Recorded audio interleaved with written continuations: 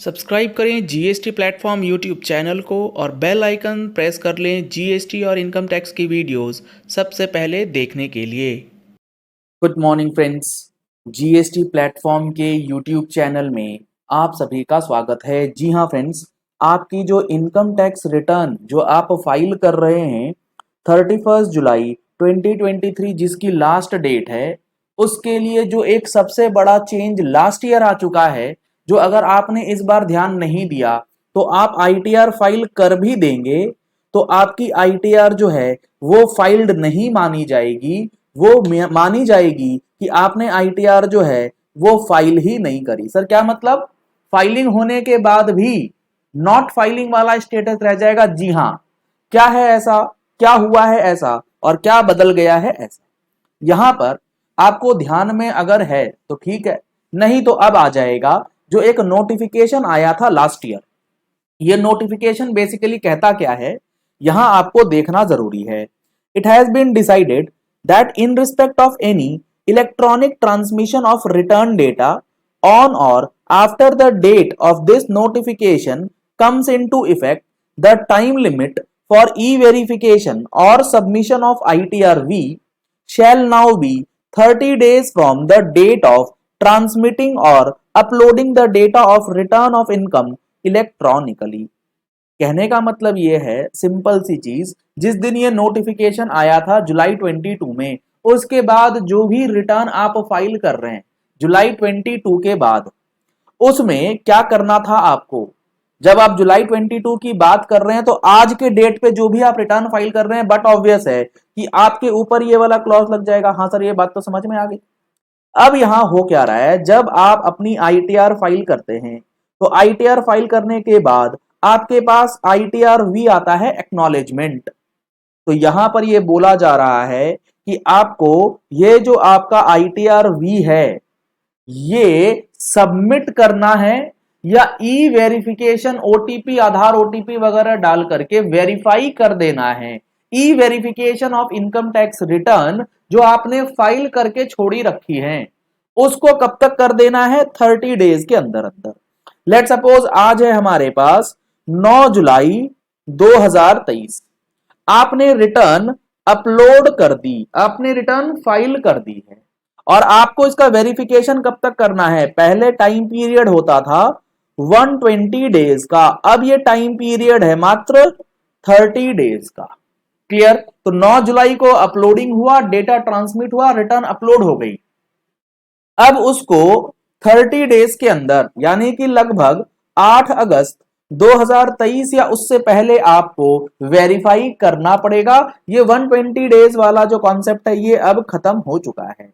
अगर आप 30 डेज के अंदर वेरिफिकेशन नहीं करते हैं तो आपने जो ये 9 जुलाई को रिटर्न फाइल करा है उसका क्या होगा? आगे देखिए इन्होंने क्या लिखा।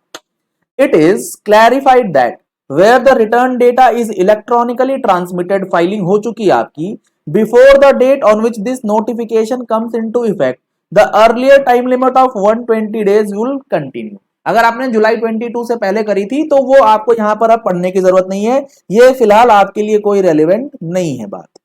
आगे जो पैराग्राफ है ये आपके लिए इंपॉर्टेंट है। It is further clarified. अब इन्होंने क्या कहा, where ITR data is electronically transmitted and e-verified or ITR submitted within 30 days of transmission of data। 9 जुलाई को ट्रांसमिशन हुआ, डेटा अपलोड हुआ। अगर आपने इस 9 जुलाई से लेके 30 दिनों के अंदर अंदर उस ट्रांसमिटेड डेटा के साथ ई वेरिफिकेशन कर दिया है या आईटीआर भी सबमिट करवा दी है, तो उन सारे केसेस में the date of transmitting data shall be considered as the date of furnishing of return। तो इस केस में आपका 9 जुलाई को फाइल किया गया रिटर्न मान लिया जाएगा कि आपने 9 जुलाई को ही करा है। मतलब 9 जुलाई को अपलोड हुआ और 8 अगस्त या उससे पहले आप उसको ई वेरीफाई कर देते हैं, तो भले ही आपने ई वेरीफाई किया 8 अगस्त को, लेकिन माना जाएगा कि वो रिटर्न आपकी 9 जुलाई को फाइल हो चुकी है, यानी कि ड्यू डेट के बाद भी आप इस चीज का बेनिफिट ले पाएंगे अगर वो 30 days of time period after filing return में आ जाता है। क्लियर हो गई बात? हाँ सर ये चीज तो क्लियर हो गई।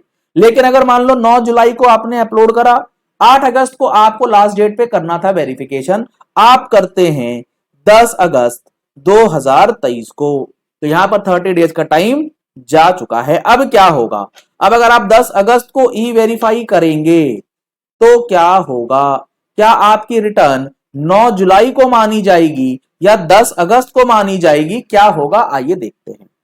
इन्होंने आगे लिखा, where ITR data is electronically transmitted but E verified और ITR V submitted beyond the limit of 30 days.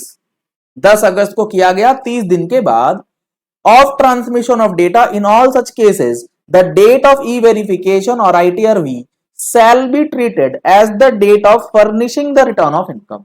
यानी कि एक तरीके से ये कहना चाह रहे हैं कि आपने जो ये 9 जुलाई को रिटर्न अपलोड करा बट वेरिफिकेशन करा 30 डेज के बाद, तो अब आपकी रिटर्न ये सेक्शन 139(1) के ड्यू डेट के बाद फाइल करी गई है, ऐसा मान लिया जाएगा। इसे आपकी बिलेटेड रिटर्न जो है वो मान लिया जाएगा, भले ही आपने ITR अपलोड कर दी थी ड्यू डेट से पहले, उससे कोई लेना देना नहीं।